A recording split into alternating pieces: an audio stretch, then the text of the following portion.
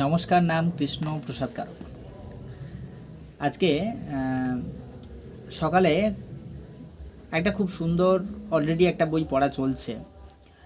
আর আমি এটুকু মনে করি, যখনই কোনো কিছু একটা যখন পড়ি বা জানার চেষ্টা রাখি, কারণ যে জিনিসটা আমার জীবনে কাজে লাগবে, যে বিষয়টা আমার জীবনে কাজে লাগবে, সেই জিনিসটা একটু পড়া প্রয়োজন। আপনারা সবাই জানেন যে একটা বই অলরেডি পড়ছিলাম। সেই বইটা, এই বইটা খুব সুন্দর একটা বই, টাকা পয়সা সম্পর্কে। নিজের যতটা যোগ্যতা আছে সেই যোগ্যতাটাকে একটু বাড়ানোর জন্য, নিজের এটাকে একটু পলিশ করার জন্য, সেটার জন্যই পড়ছিলাম।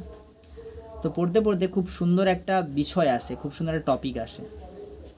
তো সেটারই সম্পর্কে বলার আগে একটা ছোট্ট একটা জিনিস বলি, যেটা আমারই মধ্যে পড়ে। আমি আমার জীবনে 5টা দিক, সেটাকে গড়ার জন্য, তৈরি করার জন্য, ঠিক করার জন্য 5টা দিক চেষ্টা করছি। 1 হচ্ছে মেন্টালি, 2 ফিজিক্যালি, 3 ইমোশনালি, 4 ফাইন্যান্সিয়ালি, আর 5 স্পিরিচুয়ালি। তো আজকে যে বিষয়টা সেটা হচ্ছে কিন্তু ফাইন্যান্সিয়ালি, মানে টাকা পয়সার সম্পর্কে। নিজেকে ভালো হতে হবে, এবং আমার প্রতিটা কথা, প্রতিটা যে কটা জিনিস আমি জীবনে অনুভব করার চেষ্টা করছি বা অনুভব করার চেষ্টা করছি, যাতে করে আমার জীবনটাকে ভালো করতে পারি এবং আপনাদের জীবনটা এর থেকে একটু হলেও যদি বেটার হতে পারে, তার উদ্দেশ্যেই মোটামুটি নিজেকে ভালো করতে হবে। এবং একটা কথাও যদি আপনাদের জীবনে যদি কাজে লাগতে পারে, তার জন্য জাস্ট এটা তৈরি করা। তো বিষয়টা কি, আজকে পড়তে পড়তে খুব সুন্দর একটা পয়েন্ট আসছিল। সেই পয়েন্টটা হচ্ছে ইনফ্লেশন, মানে বাজার মূল্য সবসময়ের জন্য কিন্তু বৃদ্ধি পাচ্ছে। মানে আজকের মেহেঙ্গাই যেভাবে আজকে বাড়ছে, বাজার মূল্য যেভাবে আজকে বৃদ্ধি পাচ্ছে, আগামী দিনে কিন্তু আরও বাড়বে। একটা ছোট্ট গল্পের মাধ্যমে এই ঘটনাটা আমি অনুভব করেছিলাম। এই গল্পটা আমি নিজে একজন ঠাকুমার কাছ থেকে শুনেছিলাম। একটা ঠাকুমা, তার বয়স প্রায় এখন না হলেও 70-75 আরও বেশি হয়ে গেছে। ওনার একজনই ছেলে।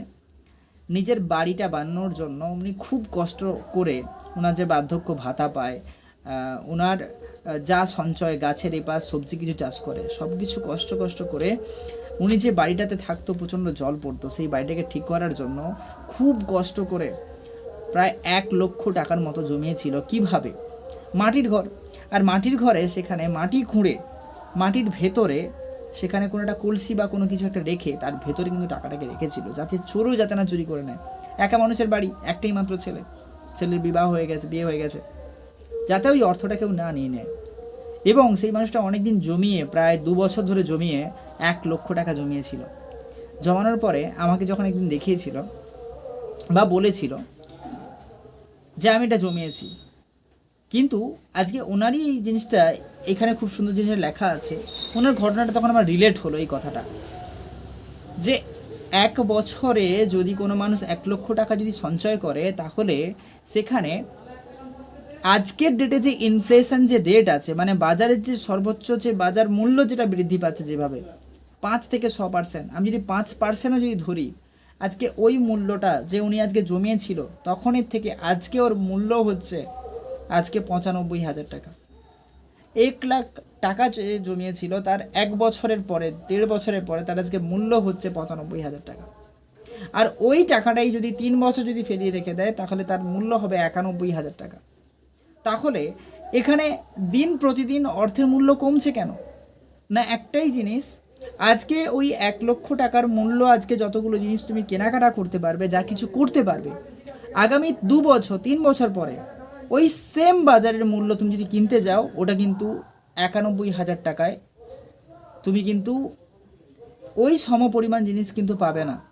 মানে যেখানে তোমাকে খরচা করতে হয়েছিল 1 লাখ টাকা, তুমি যে পরিমাণে কিনেছো, আজকে সেই জিনিসটাই তোমাকে যদি কিনতে হয়, সেটা তোমাকে 1,10,000 টাকা আরও তার বেশি তোমাকে দিয়ে এটাকে কিনতে হবে। তাহলে বাজারের মূল্যটা যেভাবে যাচ্ছে, আজকে এটা আপনার মনে হতে পারে এটা কোনো কাল্পনিক কথা, কিন্তু একদম নয়। আজকে আপনি জাস্ট একটা ছোট ভেবে দেখুন, আজকে ওই ঠাকুমার যে ঘটনাটা, আজকে উনি যে চিপস কিনবে, যে বালি কিনবে ওনার বাড়ি বানানোর জন্য, যে সিমেন্ট কিনবে, তার দাম আজকে 1 বছর আগে যা ছিল এখন কি তা আছে? একদম না, সেটা বেড়ে গেছে।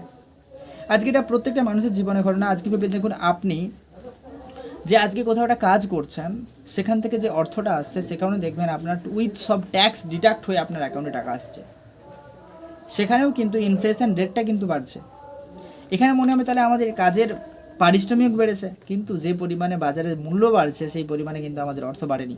দেখুন আজকে ফাইন্যান্সিয়াল দিকটা কিন্তু আমাদের সচেতনভাবে জানা প্রয়োজন। এবং আজকে ওই ঠাকুমা আজকে যে তার কষ্টের অর্থটা যদি সেই সময় যদি কাজে লাগাতো, দিন প্রতিদিন কিন্তু কমছে। আমরা আগামী দিনে জানি, আমি আজকে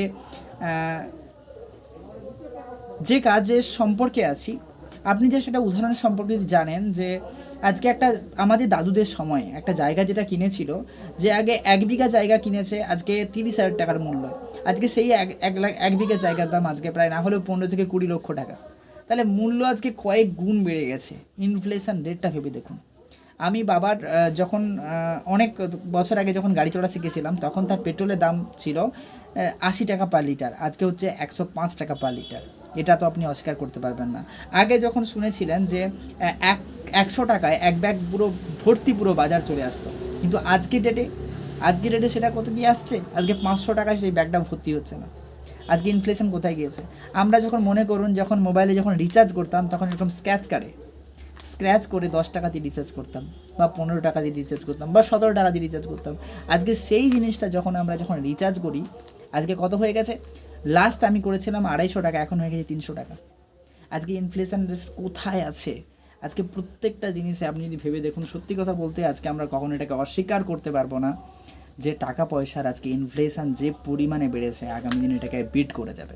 শুধু একটাই জিনিস, আমরা এটাকে সচেতনভাবে শিখতে পারি যে কিভাবে এটাকে আমরা ম্যানেজ করতে পারবো।